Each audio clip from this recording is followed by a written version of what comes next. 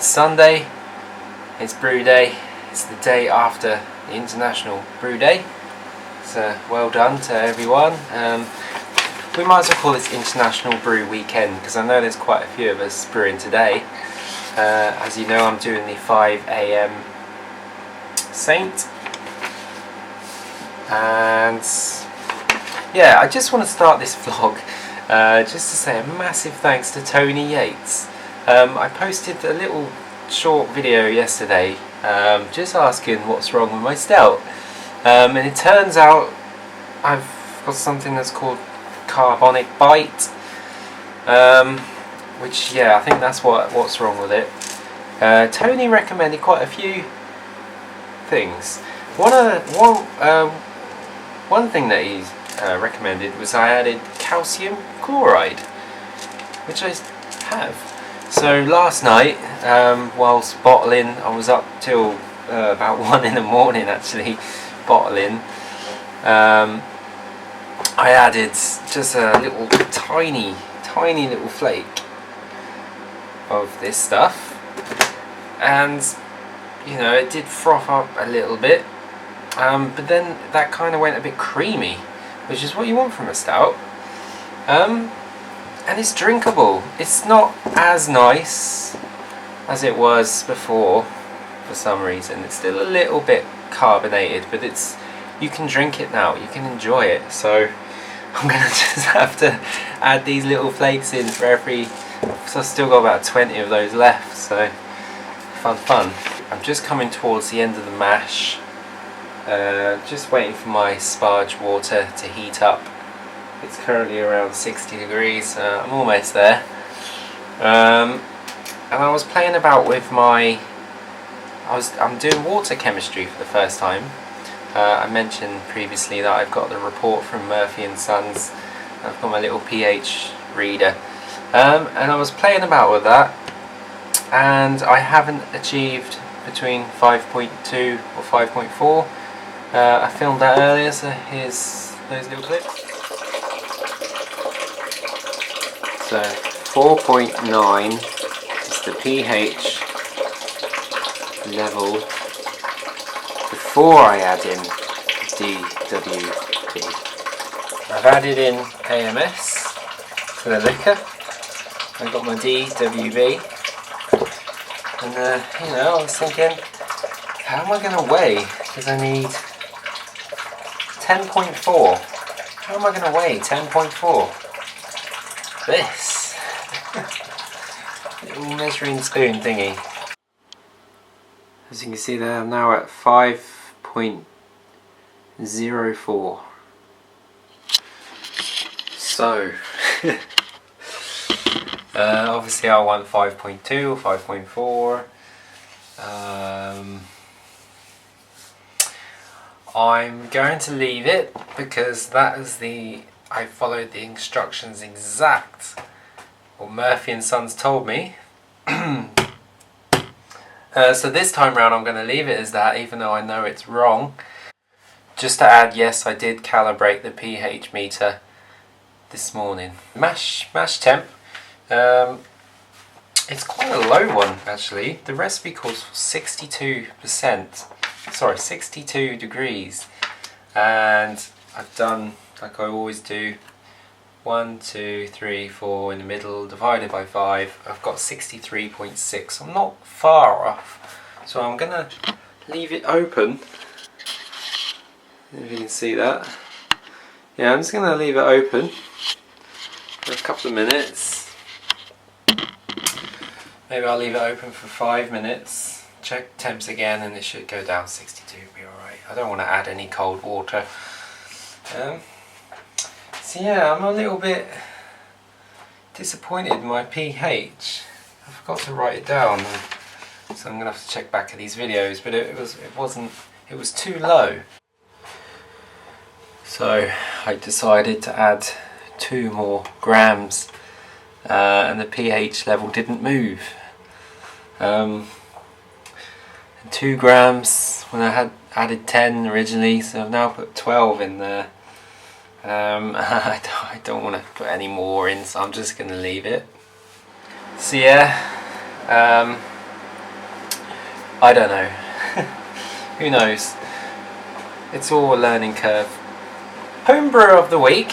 I haven't done that for a while, and there is an obvious homebrew of the week this week, which is a new guy who's got the Bulldog. You've all seen him probably. It's called the Blundering Brewer, and I've just had a look now, and he's on 100 subscribers. So congratulations, 100 subscribers in less than a week. I don't know how he did that, but I'm not going to give Homebrew of the Week to that guy because he doesn't need any more subs. So I'm going to give it to someone that I've been meaning to give it to for a few weeks now. He's been doing videos for a while. He took a little break and now he's back. He's been back for a couple of months actually. So the Homebrew of the Week, I'm giving that to Gumby's Brew House. Or was it that way around? Gumby's Brew House.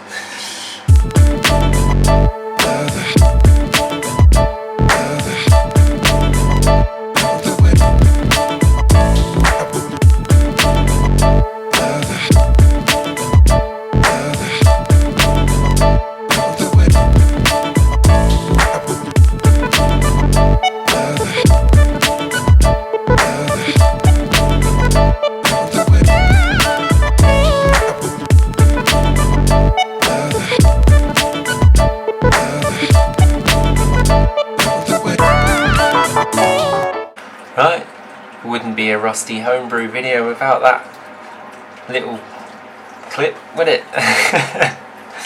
So, the window's open, so this is the time of the brew day when it gets a bit cold. I've got this on today. Might have to get scarf and gloves and what have you in a minute. Anyway, as you can see though, it was quite dark. I wasn't expecting it to be that dark. I know it's a red ale, but yeah, it's looking good, it's smelling good. So, moving on. Big B's brown paper bag IPL. What's this all about? Nice hiss. I was about to say no gushing, but no, it's not gushing, but it is well carved. And if I leave that, that's gonna gush. Okay.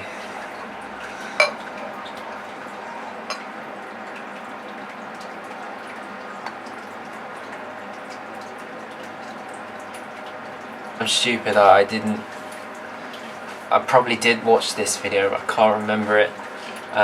And I actually can't remember what's in this. And he did even give me... I'm going to do... Okay, so I'm back. So as you can see there, it's got a lovely head. Let's just call it one big finger. So what have we got in here? This is an IPA fermented with lager yeast at lager temperatures. I'm sure he's told you all of this before, and it's been bitted with Aurora, late additions Cascade and Motueka, dry hopped with SARS, Cascade and Kohatu. On the subject of dry hopping, if you don't mind, just turn that down a bit. What do you guys honestly think about dry hopping? Because I've just bottled last night my Challenger IPA with Darren's leaf hops, and I did a big dry hop. I did 250 grams, and I let it, so basically I let it ferment for 7 days, and then I added in the hops and dry hop for 7 days. I took a whiff, as you do, before and after I dry hopped, and honestly there's no difference. I don't think there's all that much difference. It might be because I kept the airlock in and maybe some of the aroma leaked through. I doubt that. And this, I get this opinion, I have this opinion every time I dry hop. Is it really worth it? Would it make any difference if I only did 100 or 250? I honestly don't think there is a difference. But yeah, let me know your opinion on that, because it's a lot of money just chucking hops in for dry hopping if it doesn't really make any difference. So anyway, moving on. Big B.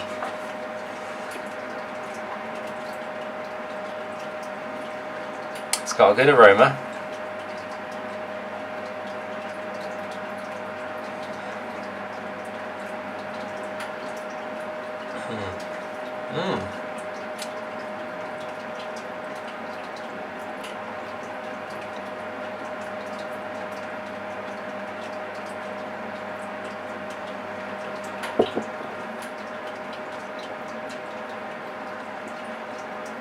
Yep, so if I brewed that, I'd be very happy.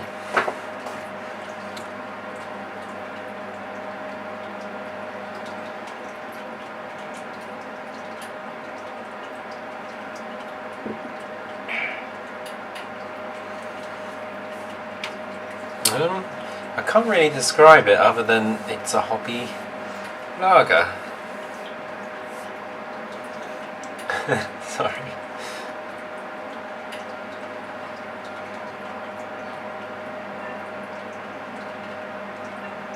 And it does have a nice bitter kick to it, which, you know, I'm a fan of bitter, so anything bitter is fine by me. And it is fruity. It's quite sharp, quite crisp.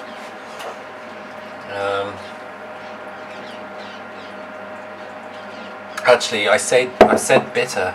I probably didn't mean bitter. I probably meant crisp.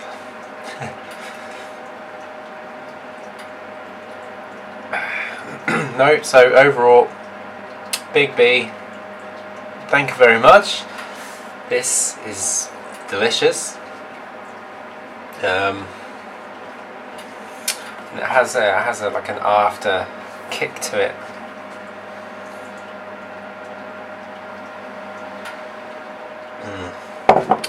What's the percentage on it? Yeah, that's what that is. 7.1%. I can tell, I think. I like it. I like it. So, big thumbs up. Cheers. This is for hapless. Sparging isn't that hard. So, all you have to do is just put that the same as that. I know your setup's different, but that's pretty much it. And even if it just trickles out, as long as you have some water on top of the grains, and just do it slowly. Yeah, just do it slowly, and like they say, oh actually I haven't got my refracto thingy, like they say, just do it till it's about 10-10, or until you've got how much water you need. That's about it. My only problem with this beer is the fact that it is a lager, and I'm not a fan of lagers. I think I don't like the carbonation or something. I like my beer to be smooth and just put it down the throat and just let it go down the throat. And with lagers, you're kind of fighting with it the whole time. You're drinking and you're burping, and that's always been my problem with lagers, always. I just don't like carbonated beer, basically. However, this is one of the best lagers I've ever had, and I mean that because I have been trying craft and lager, as they call it. Maybe that just is the same thing as an IPL, I don't know. And I like them, but just at the end of the day, they're just lager. And I was a bit disappointed with Beer 52 last month, because about 50% of the beers were lagers. And the whole idea of Beer 52, for me, is you can try and get beers that you can't get locally, or you can't get in your supermarket. And at the end of the day, a lager is a lager. Doesn't matter what you do to it, it's a lager for me. But it's a very nice beer though, Big Banana. I don't want to take anything away from your brew. It's better than my... So I've done one lager so far, that was the Oktoberfest. And it was a bit bitter. Other people probably didn't like it. I did.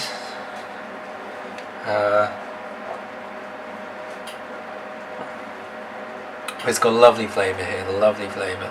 And actually that carbonation fizz is gone now at the bottom, and now it tastes like an IPA. Okay, so it's just started to boil. Got a new hop spider. I got my, 5 grams of hops. But, good job I had this little spoon, because you can't weigh 2.5 grams normally on the normal scale. So this really helped. So I don't know if this is any good. It isn't the expensive one. I bought this from some guy on eBay from Latvia, and the quality is pretty good. It's alright, does the job, I think. So pop those in there and catch you in a bit. Protoflock, Whirlflock, copper finings. I reckon that might be why my beer is tasting too thin. So rather than the whole tablet, I'm gonna just put half a tablet in. Let me know what you think about that. Cheers. So earlier on I mentioned dry hopping. So I've decided I'm going to do an experiment, not today, I'm going to do an experiment where I dry hop with, I'm going to make the same beer, I'm going to dry hop one with 100 grams and another with 200 grams and see if there's any difference, because to me it feels like a waste of money. For example, this recipe, and I know what you guys are going to say, oh, it's better to dry hop with pellets. I agree. And I dry hopped with leaf. But yeah, so I've weighed out all my hops. 32.5 grams of hops in the actual beer. So that's 7.5 during the boil, and let me just add this up. 25 during whirlflock, during steep whirlpool, and then 162.5 grams during dry hop. That's that many hops, and I just feel like how many? I could make a lot of beer with that many hops. It just feels like a waste of time. I mean, sorry, a waste of money. So I want to know you guys' opinion, because you've brewed a lot of beers. What is the right amount for dry hopping? Because I'm not convinced. I think maybe it's better to put the hops in at the whirlpool steep, rather than so many dry hops. But that's just what I'm thinking. Let me know, guys. So I've got here TKN 4%, which I've renamed DKR, Dropkick Rusty, because as I've mentioned before, I buggered this one up. So I'm gonna open it up and let you see.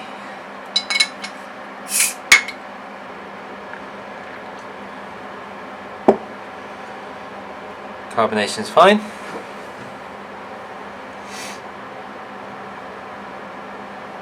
And the aroma, it's like sweets.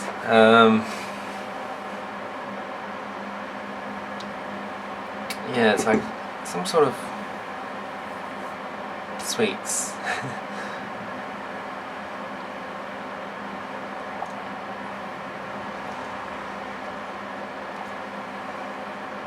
And it's actually nice.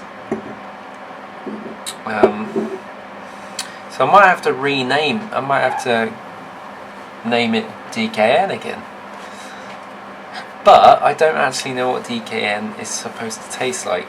So I will be brewing this one again, because especially now I've got all this water chemistry stuff, because I'm really intrigued to know what this is actually like.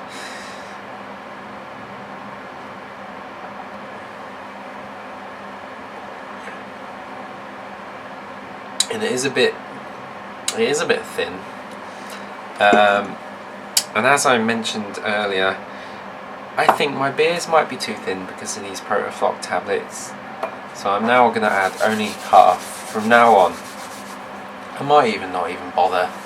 What are they for anyway? Just to clear the beer. Who wants clear beer anyway? We like our beer cloudy.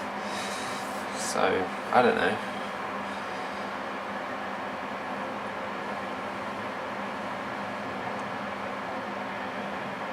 And I gave some to my girlfriend, and she said it's a bit like a watery BrewDog beer. So, so she's right.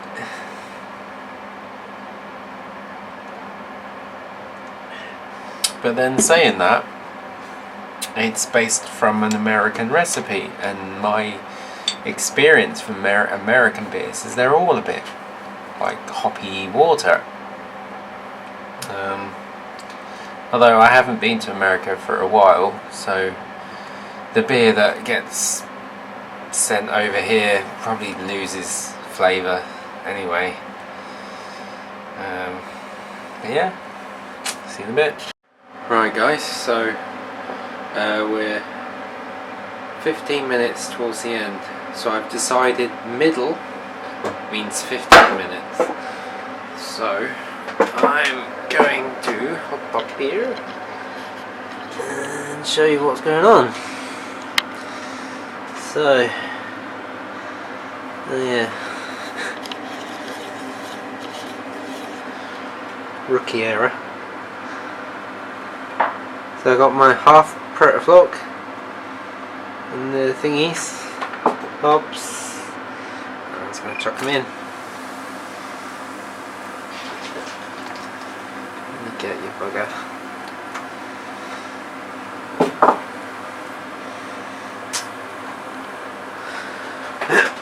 So that's that. Sorry, I need a little GoPro thing, don't I? So that's that. So I think everything is going well. I took a pre-boil gravity reading, which came to 1037. So that's pretty good, I think. So yeah, what I'll do is cool this down.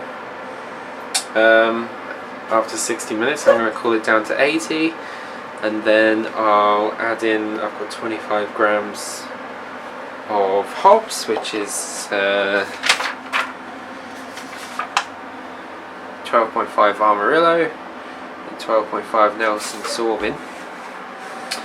And then I'll come back to you at the end, I think, because this video's probably gone on long enough. Forgot to mention,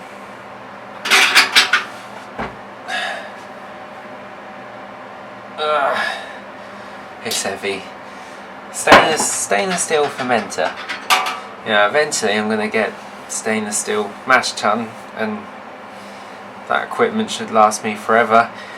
Is it a waste of money? No, because this is a hobby that we're all enjoying. And once you've bought this stuff, you never have to buy it again, especially stainless steel. So it's pretty cool. Let me show you. So it's got the tri-clamp. So what I'm going to do is just put a blow-off tube there, and then I've put a thermo well in there. So I'm going to put my probe in there, so I know the. So when that's in the fermentation fridge, I put the probe in there, and it should hopefully give me a good idea of the temperature of the beer. So my only problem is my fermentation fridge is upstairs, and this is heavy already without liquid in it. So once that has 20 litres in, I'm going to have to try and carry this upstairs. So brew day's done. First of all, that hop spider, brilliant, absolutely brilliant. It wasn't the one, there's one on Angel Homebrew, I think that's 55 quid. I think it's either a copy or it's just the same one sold somewhere else, I don't know. But I'll put a link in below. I got it from someone in Latvia off eBay. Another thing I bought off eBay, someone in Denmark, good old eBay. Yeah, I know, I'm lazy, but in case anyone else is lazy, wants to buy a stir plate,